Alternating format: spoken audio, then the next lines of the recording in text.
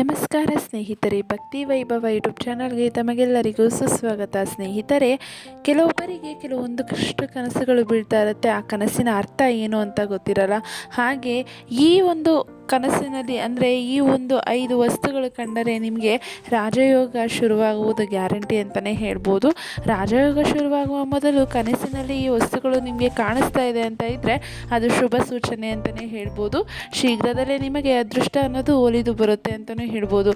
ಹಾಗಿದ್ರೆ ರಾಜಯೋಗ ಬರುವ ಮುನ್ನ ಯಾವ ಕನಸು ಬೀಳುತ್ತೆ, ಕನಸಿನಲ್ಲಿ ಯಾವ ವಸ್ತು ಕಾಣಿಸುತ್ತೆ, ಆ ವಸ್ತು ಕಂಡರೆ ಏನು ಅರ್ಥ ಅನ್ನೋದನ್ನು ವಿಡಿಯೋ ಮೂಲಕ ತಿಳ್ಕೊಳ್ಳೋದಕ್ಕಿಂತ ಮುಂಚೆ ದಯವಿಟ್ಟು ಚಾನಲನ್ನು ಸಬ್ಸ್ಕ್ರೈಬ್ ಮಾಡ್ಕೊಳ್ಳಿ. ಹಾಗೆ ವಿಡಿಯೋ ಇಷ್ಟ ಆಯಿತು ಅಂದರೆ ವಿಡಿಯೋಗೆ ಲೈಕ್ ಮಾಡಿ, ಶೇರ್ ಮಾಡಿ, ಕಮೆಂಟ್ ಮಾಡಿ. ಸ್ನೇಹಿತರೆ, ಕನಸುಗಳು ನಿಮ್ಮ ಜಾತಕದ ಸ್ಥಿತಿ ಬದಲಾಗುತ್ತಿದೆ ಮತ್ತು ಶುಭ ಕಾಲ ಆರಂಭವಾಗುತ್ತಿದೆ ಎಂಬುದನ್ನು ತಿಳಿಸುತ್ತೆ. ಹಾಗೆ ನಮ್ಮ ನಿದ್ರೆಯ ಅವಧಿಯಲ್ಲಿ ಕಾಣುವ ಕನಸುಗಳು ಕೇವಲ ಮನಸ್ಸಿನ ಪ್ರತಿಬಿಂಬಗಳಲ್ಲ, ಬದಲಾಗಿ ಸ್ವಪ್ನಶಾಸ್ತ್ರ ಮತ್ತು ಜ್ಯೋತಿಷ್ಯದ ಪ್ರಕಾರ ಈ ಕನಸುಗಳು ಮುಂಬರುವ ಗ್ರಹಗಳ ಶುಭ ಪ್ರಭಾವ ಹಾಗೂ ನಮ್ಮ ಜೀವನದಲ್ಲಿನ ಒಳ್ಳೆಯ ಮತ್ತು ಕೆಟ್ಟ ಸಮಯಗಳ ಸೂಚನೆಯಾಗಿರ್ತವೆ.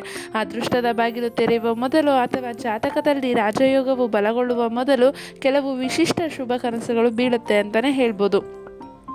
ಅಂತಹ 5 ದೈವಿಕ ಸಂಕೇತಗಳನ್ನು ನೀವು ಈ ಒಂದು ವಿಡಿಯೋದಲ್ಲಿ ನೋಡ್ಬೋದು ಅಂತಲೇ ಹೇಳ್ತಾ ಇದ್ದೀನಿ. ಸ್ನೇಹಿತರೆ, ಕನಸು ಒಳ್ಳೆಯದಕ್ಕೂ ಬರುತ್ತೆ, ಕೆಟ್ಟದಕ್ಕೂ ಬರುತ್ತೆ. ಹಾಗೆ ಒಳ್ಳೆಯ ಕನಸುಗಳು ಯಾವ ರೀತಿ ಇರುತ್ತೆ, ನಮಗೆ ಶುಭ ಸೂಚನೆ ಏನು ಅನ್ನೋದನ್ನು ನೋಡೋದಾದರೆ ಮೊದಲನೇದಾಗಿ ಹಸಿರು ಪ್ರಕೃತಿ ಮತ್ತು ಸಸ್ಯಗಳು ಅಂತಲೇ ಹೇಳ್ಬೋದು. ಕನಸಿನಲ್ಲಿ ಹಸಿರು ಬಣ್ಣದ ಹೂವುಗಳು, ಸಸ್ಯಗಳು ಅಥವಾ ಸಮೃದ್ಧ ಮರಗಳನ್ನು ನೋಡುವುದು ಅತ್ಯಂತ ಶುಭಕರ. ಇದು ಜೀವನದಲ್ಲಿ ಸಂತೋಷ, ಪ್ರಗತಿ ಮತ್ತು ಸಮೃದ್ಧಿ ಪ್ರಾಪ್ತವಾಗುವುದರ ಸೂಚನೆಯಾಗಿದೆ. ಹಸಿರು ಎಂದರೆ ಸಮೃದ್ಧಿ. ಇಂತಹ ಕನಸು ಬಿದ್ದರೆ ಶೀಘ್ರದಲ್ಲೇ ಆರ್ಥಿಕ ಲಾಭ ಹೆಚ್ಚಾಗುತ್ತದೆ ಮತ್ತು ಅದೃಷ್ಟದ ಗತಿ ಬದಲಾಗುತ್ತದೆ ಅಂತ ಅರ್ಥ ಅಂತಲೇ ಹೇಳ್ಬೋದು. ಹೌದು ಸ್ನೇಹಿತರೆ, ಕನಸಿನಲ್ಲಿ ನಿಮ್ಗೇನಾದರೂ ಹಸಿರು ಬಣ್ಣದ ಹೂವು, ಸಸ್ಯಗಳು ಕಾಣ್ತಾ ಇದ್ದರೆ ಅದು ನಿಮಗೆ ಸಮೃದ್ಧಿಯ ಸಂಕೇತ ಅಂತಲೇ ಹೇಳ್ಬೋದು. ನಂತರ ಇನ್ನು ಒಂದು ಬಂದು ದೇವಸ್ಥಾನ ಮತ್ತು ದೀಪ. ಕನಸಿನಲ್ಲಿ ದೇವಸ್ಥಾನವನ್ನು ಕಾಣುವುದು ಅಥವಾ ಉರಿಯುವ ದೀಪವನ್ನು ನೋಡುವುದು ದೈವಿಕ ಶಕ್ತಿ ಮತ್ತು ಗುರುಗ್ರಹದ ಕೃಪೆಗೆ ಪ್ರಾಪ್ತವಾದ ಸೂಚನೆ ಅಂತಲೇ ಹೇಳ್ಬೋದು. ದೀಪವು ಜ್ಞಾನ ಮತ್ತು ಬೆಳಕನ್ನು ಸಂಕೇತಿಸುತ್ತದೆ. ಈ ಕನಸುಗಳು ನಿಮಗೆ ಶೀಘ್ರದಲ್ಲೇ ರಾಜಯೋಗ ಪ್ರಾರಂಭವಾಗಲಿದ್ದು ಧನಾಗಮನದ ಹಾದಿ ಸುಗಮವಾಗಲಿದೆ ಎಂದು ಹೇಳುತ್ತವೆ. ನೋಡಿದ್ರಲ್ಲ ಸ್ನೇಹಿತರೆ, ನಿಮ್ಮ ಕನಸಿನಲ್ಲಿ ದೇವಸ್ಥಾನ, ದೀಪ ಈ ರೀತಿ ಏನಾದರೂ ಕನಸು ಬಂತೆ ಅಂದರೆ ನಿಮಗೆ ದೇವರ ಕೃಪೆ ಹಾಗೆ ಧನಾಗಮನದ ಹಾದಿ ಎಲ್ಲ ಇದೆ ಅಂತಲೇ ಹೇಳ್ಬೋದು. ಹಾಗೆ ಶೀಘ್ರದಲ್ಲಿ ನಿಮಗೆ ರಾಜಯೋಗ ಪ್ರಾರಂಭವಾಗುತ್ತೆ ಅಂತಲೇ ಈ ಕನಸಿನ ಸೂಚನೆ ಅಂತಲೇ ಹೇಳ್ಬೋದು. ಹಾಗೆ ಇನ್ನೂ ಒಂದು ಕನಸು ಬಂದು ಹಸು ಮತ್ತು ಕರು ಒಟ್ಟಿಗೆ ಕಾಣಿಸಿಕೊಳ್ಳುವುದು. ಅಂದರೆ ಹಿಂದೂ ಧರ್ಮದಲ್ಲಿ ಹಸುವನ್ನು ಗೋಮಾತೆ ಮತ್ತು ಲಕ್ಷ್ಮೀ ದೇವಿಯ ಸ್ವರೂಪ ಎಂದು ಪೂಜಿಸಲಾಗುತ್ತದೆ. ಮುಂಜಾನೆಯ ಸಮಯದಲ್ಲಿ ಕನಸಿನಲ್ಲಿ ಹಸು ಮತ್ತು ಕರುವನ್ನು ಒಟ್ಟಿಗೆ ನೋಡುವುದು ಅತ್ಯಂತ ಮಹತ್ವದ ಮತ್ತು ಅದೃಷ್ಟದ ಸಂಕೇತ. ಇದು ನೇರವಾಗಿ ಲಕ್ಷ್ಮೀ ದೇವಿಯ ಆಗಮನ ಮತ್ತು ನಿಮ್ಮ ಸಂಪತ್ತಿನ ಹೆಚ್ಚಳವನ್ನು ಸೂಚಿಸುತ್ತದೆ ಅಂತಲೇ ಹೇಳ್ಬೋದು. ಹೌದು ಸ್ನೇಹಿತರೆ, ಕನಸಿನಲ್ಲಿ ಹಸು ಕರು ಒಟ್ಟಿಗೆ ಕಾಣಿಸ್ಕೊಂಡ್ರೆ ಅದು ಲಕ್ಷ್ಮೀ ದೇವಿಯ ಸಂಕೇತ ಅಂತಲೇ ಹೇಳ್ಬೋದು. ಇದರಿಂದ ತುಂಬ ಅದೃಷ್ಟನೇ ಇದೆ ಅಂತಲೇ ಹೇಳ್ಬೋದು. ಹಾಗೆ ಕನಸಿನಲ್ಲಿ ಚಿನ್ನ ಮತ್ತು ಆಭರಣಗಳು ಕಾಣಿಸಿಕೊಂಡ್ರೆ, ಅಂದರೆ ಕನಸಿನಲ್ಲಿ ಚಿನ್ನ ಮತ್ತು ಅಥವಾ ಆಭರಣಗಳನ್ನು ನೀವು ನೋಡಿದ್ರಾದರೆ ಆರ್ಥಿಕ ಲಾಭಕ್ಕೆ ಬಲವಾದ ಸೂಚನೆಯಾಗಿದೆ ಅಂತಲೇ ಹೇಳ್ಬೋದು.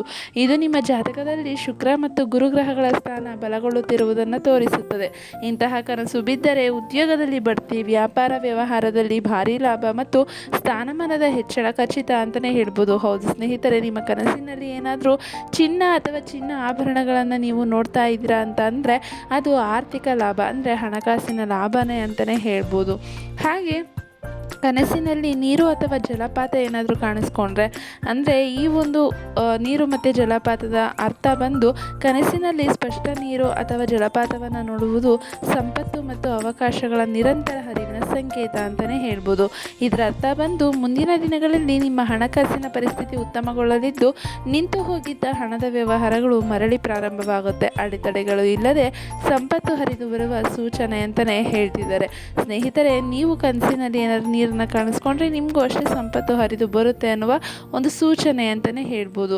ಹಾಗೆ ಈ ಒಂದು ಹಾವನ್ನು ಕನಸಿನಲ್ಲಿ ನೋಡಿದ್ರೆ ಶುಭ ಅಂತಲೇ ಹೇಳ್ಬೋದು. ಈ ಒಂದು ಬಣ್ಣದ ಹಾವನ್ನು ನೋಡಿದ್ರೆ ನಿಮಗೆ ಶುಭ ಅಂತಲೇ ಹೇಳ್ಬೋದು. ಅಂದರೆ ಕನಸಿನಲ್ಲಿ ಹಾವುಗಳನ್ನು ಬಿಳಿ ಅಥವಾ ಚಿನ್ನದ ಬಣ್ಣದ ಹಾವುದು ನೋಡೋದು ಕೂಡ ಅದೃಷ್ಟದ ಆರಂಭ ಅಂತಲೇ ಹೇಳ್ತಾರೆ. ಹೌದು ಸ್ನೇಹಿತರೆ, ಕನಸಿನಲ್ಲಿ ಏನಾದರೂ ನಿಮಗೆ ಬಿಳಿ ಬಣ್ಣ ಅಥವಾ ಚಿನ್ನದ ಬಣ್ಣದ ಹಾವು ಕಾಣಿಸಿದ್ರೆ ಅದು ನಿಮಗೆ ತುಂಬಾ ಅದೃಷ್ಟ ಅಂತಲೇ ಹೇಳ್ಬೋದು.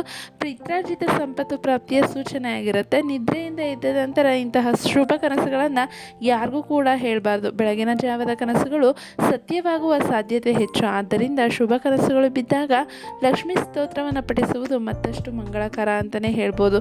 ನೋಡಿದ್ರಲ್ಲ ಸ್ನೇಹಿತರೆ, ಈ ಥರ ಕನಸೇನಾದ್ರು ಬೀಳ್ತಾ ಇದೆ ಅಂತ ಇದ್ದರೆ ನೀವು ಯಾರಿಗೂ ಕೂಡ ಹೇಳಬಾರ್ದು. ನಿಮಗೆ ಅದು ಒಳ್ಳೆಯ ಕಾಲದ ಅಂದರೆ ಶುಭ ಕಾಲದ ಸೂಚನೆ ಅಂತಲೇ ಹೇಳ್ಬೋದು. ಈ ಕನಸುಗಳು ನಿಮ್ಮ ಜಾತಕದ ಸ್ಥಿತಿ ಬದಲಾಗುತ್ತಿದೆ ಮತ್ತು ಶುಭ ಕಾಲ ಆರಂಭವಾಗುತ್ತಿದೆ ಎಂಬುದನ್ನು ತಿಳಿಸುತ್ತೆ ಅಂತಲೇ ಹೇಳ್ಬೋದು.